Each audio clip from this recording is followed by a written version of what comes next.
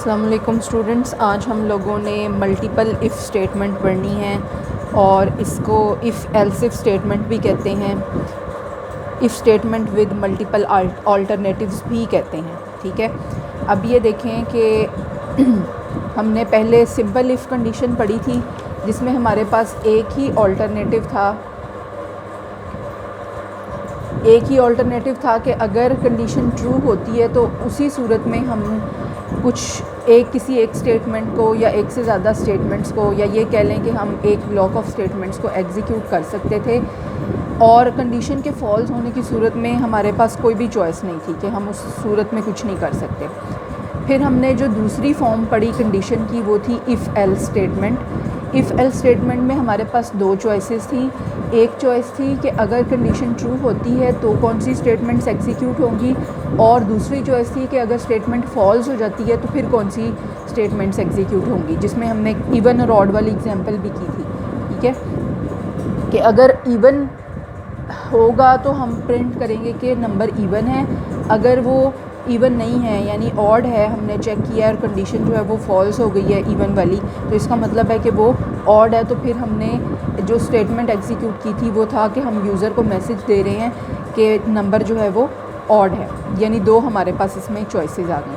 अब ये जो मल्टीपल इफ़ होती है या इफ़ एल्स इफ स्टेटमेंट होती है, इसमें हमारे पास दो से ज़्यादा चॉइसेस हैं। ठीक है, मल्टीपल चॉइसेस हैं। जैसे कि आपको यहाँ पर नज़र आ रहा है उसका सिंटेक्स, कि यहाँ पे सिंटेक्स क्या है जी, इफ़ आगे कंडीशन है।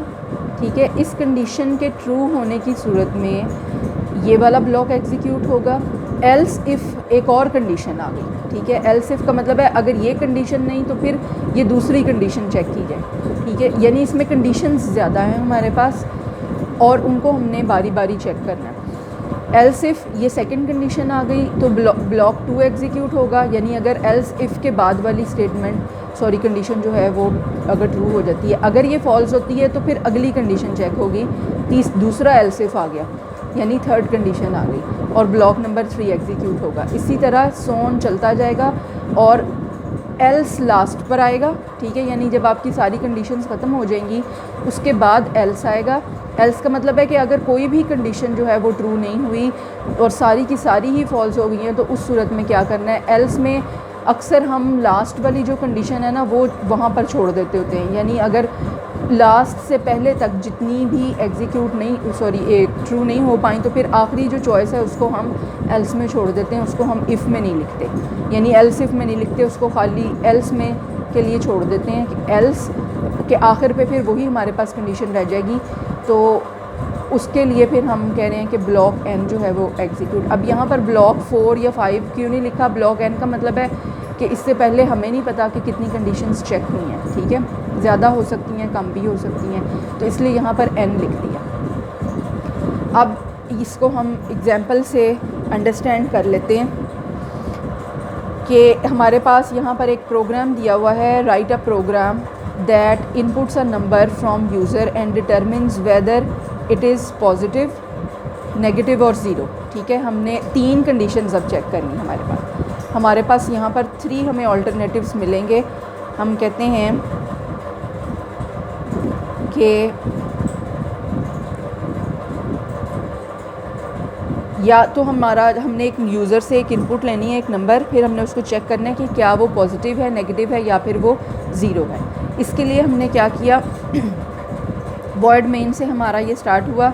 इंटीजर n हमने ले लिया जिसमें हम नंबर स्टोर करेंगे। फिर हम लोगों ने CLR SCR फंक्शन यूज़ किया है ताकि हमारी प्रीवियस अगर स्क्रीन के ऊपर कुछ लिखा हुआ था तो वो क्लियर हो जाए। फिर हमने यूज़र को मैसेज दिया है printf एंटर अ नंबर, एक नंबर एंटर करेगा यूज़र। उसके बाद scanf की मदद से n वेरिएबल की लोकेशन पे हम उस नंबर को सेव कर देंगे। ये जो एंड साइन है ये शो कर रहा है एड्रेस ऑफ n वेरिएबल। ठीक है, एड्रेस ऑफ n वेरिएबल के ऊपर जाके हम उस वैल्यू को सेव कर देंगे जो भी यूज़र जो है वो नंबर एंटर करेगा। ठीक है, उसके बाद अब हमने चेक करना है कि क्या नंबर जो है वो पॉजिटिव है, पॉजिटिव, नेगेटिव और ज़ीरो। हमने पॉजिटिव को चेक करना है, तो पॉजिटिव के लिए हम इस तरह से चेक कर सकते हैं कि अगर नंबर 0 से बड़ा है तो वो पॉजिटिव है, अगर वो 0 से छोटा है तो वो नेगेटिव है। तो हमने पहले पॉजिटिविटी चेक करनी है, तो हमने कहा if n greater than zero, अगर n ग्रेटर देन ज़ीरो है तो इसका मतलब है कि वो क्या है, पॉजिटिव है। तो हमने एक ये स्टेटमेंट एग्जीक्यूट की, print F the number is positive, यानी यूज़र को मैसेज मिल जाएगा कि जो उसने नंबर एंटर किया था वो पॉजिटिव है। उसके बाद हमने चेक करना है उसकी नेगेटिविटी, तो हम कहते हैं कि एल्स इफ़ के आगे फिर अगली कंडीशन लगाई कि नेगेटिव होने के लिए हमने चेक करना है। तो नेगेटिव होने के लिए नंबर तब नेगेटिव होगा जब वो ज़ीरो से छोटा होगा। तो हमने कहा else if n less than zero, अगर n जो है वो ज़ीरो से छोटा है तो हमने ये स्टेटमेंट एग्जीक्यूट कर दी जिसमें यूज़र को मैसेज दे रहे हैं कि नंबर इज़ नेगेटिव। अब ये देखें कि या तो नंबर पॉजिटिव होता है या नेगेटिव होता है या फिर वो ज़ीरो होता है। तो अब तीसरा जो हमारे पास केस होगा उसके अंदर हमने कंडीशन इक्वालिटी नहीं चेक की ज़ीरो के साथ, बल्कि वो अंडरस्टूड है कि अगर नंबर पॉजिटिव भी नहीं है नेगेटिव भी नहीं है तो फिर अंडरस्टूड है कि वो क्या है, वो ज़ीरो है। तो हमने यहाँ पर फिर इस वजह से उसको चेक नहीं किया, बल्कि हमने अकेले एल्स के बाद हमने वो मैसेज प्रिंट करवा दिया है कि नंबर जो है वो ज़ीरो है। यानी ये हमारी लास्ट कंडीशन आ गई ना, सारी पॉसिबिलिटीज़ चेक हो गई, पॉजिटिव वाली पॉसिबिलिटी भी चेक हो गई, नेगेटिव वाली भी हो गई। अब तीसरी पॉसिबिलिटी सिर्फ और सिर्फ ज़ीरो वाली रह गई थी, तो इसको फिर हमने चेक नहीं करना क्योंकि वो अंडरस्टूड है कि अब वही बची है। तो एंड पे फिर हम सिंपल मैसेज दे देंगे कि द नंबर इज़ ज़ीरो।